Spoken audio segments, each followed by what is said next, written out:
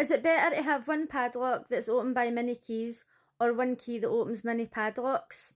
That is what this guy said. He is so misogynistic, and in my opinion, he's abusive as fuck. Today I started watching Olivia Attwood's reality show Bad Boyfriends on itvx.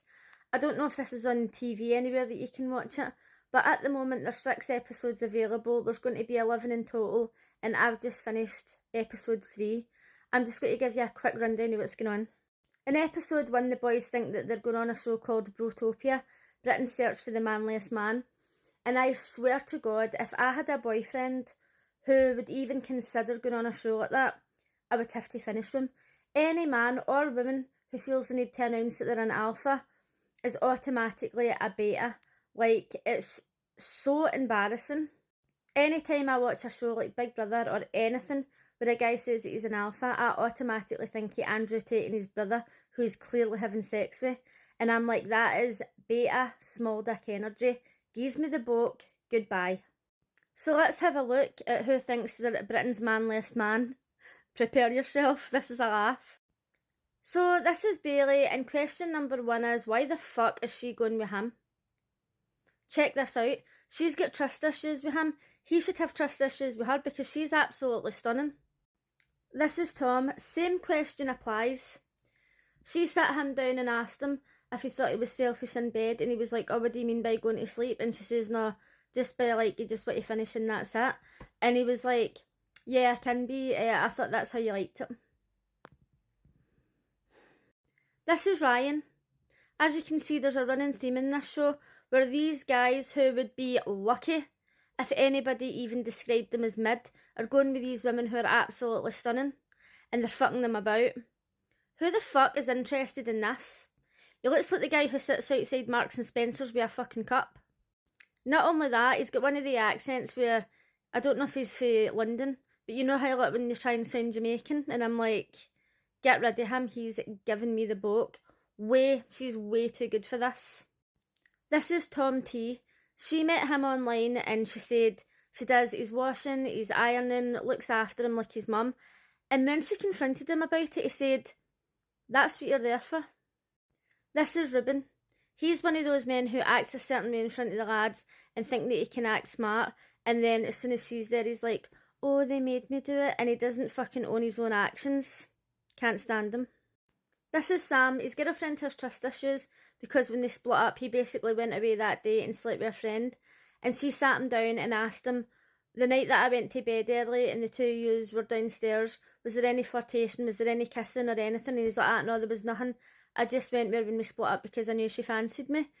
And I'm wondering why she hasn't just asked the friend. I'm wondering if she's still a friend actually, because you wouldn't still be friends with somebody like that. It hasn't got as in depth as that yet, but I don't know why she's get back with him. It wouldn't be me.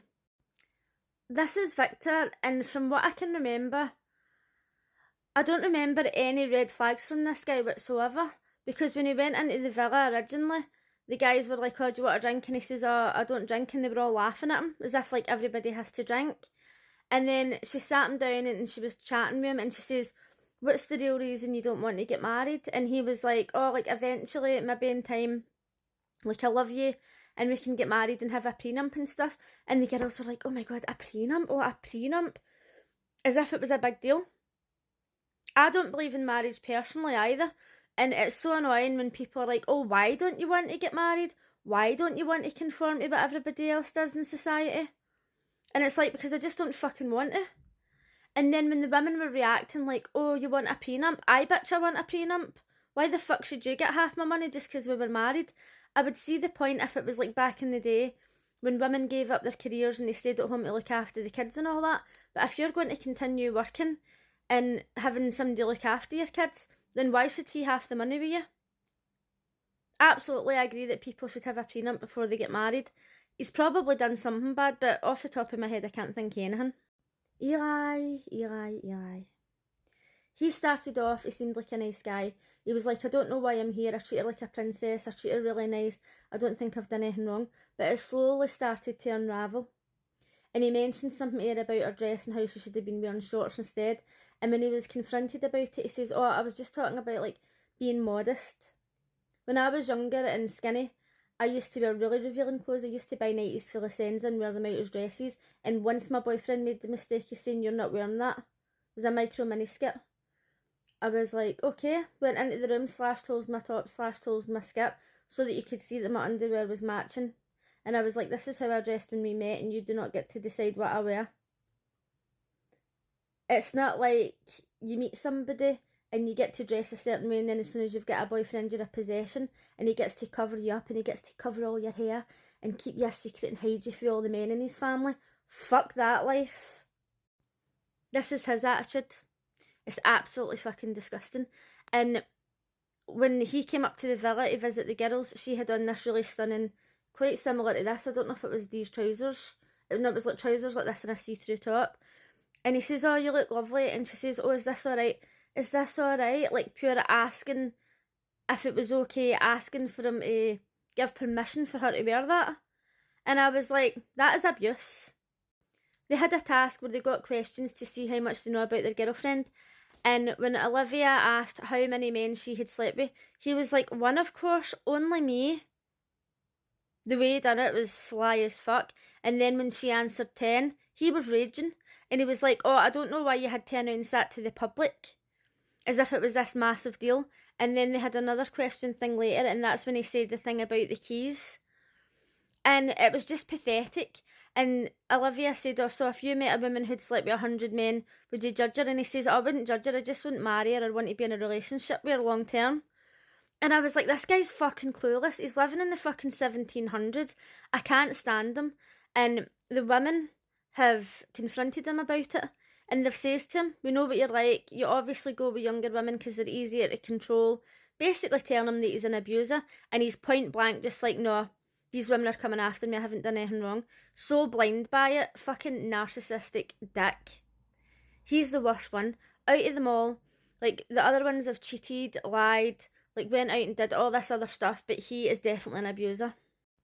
And because I don't want to get sued, I'm going to say, in my opinion, he's definitely an abuser. So at the very start of the show, when the boys thought they were on Brotopia, they split them into two teams, sent them to two clubs, and told them to see how many tips they could make. They then took the girls and sent them to the two clubs, like the opposite ones that their boyfriends were at, to spy on the other people's boyfriends. Now, that was all fine and well, and I kind of thought, I wish that they'd have just sent them out on a night out and spied on them, just to see what they got up to. But because they thought they were on the show, Brotopia, then they might not have acted the way they usually would. So they probably should have sent them out and kind of made out as if the cameras weren't going to be there. Whether that would be classed as entrapment or not, I don't know. They could probably sue the show. So they had to put them into a position where they knew that the cameras were going to be there. So when half the girlfriends got to one of the clubs, there was two guys doing body shots with girls, and I was like, do you know what? I would not be licking somebody's belly button. I don't care if that's my boyfriend, girlfriend, anybody that I know. I am not letting anything out of somebody's belly button. So the fact that these women were pouring drinks into these strange guys' belly buttons and licking the drink out of them, I was like, absolutely no standards. It's one thing to go out and have a one night stand every other night, but it's quite another to lick a drink out of somebody's belly button. Get a fucking grip of your actions. One of the girlfriends asked one of the other girls to spy on her boyfriend because she thought that she was really his type, and he was all over her. He was giving her stripteases. He was like that, "Oh, I can come down to Manchester and meet you," and all this. It was shocking. So this is me on episode 4. If you think that sounds interesting, go and give it a watch on itvx, and I'll see you again soon.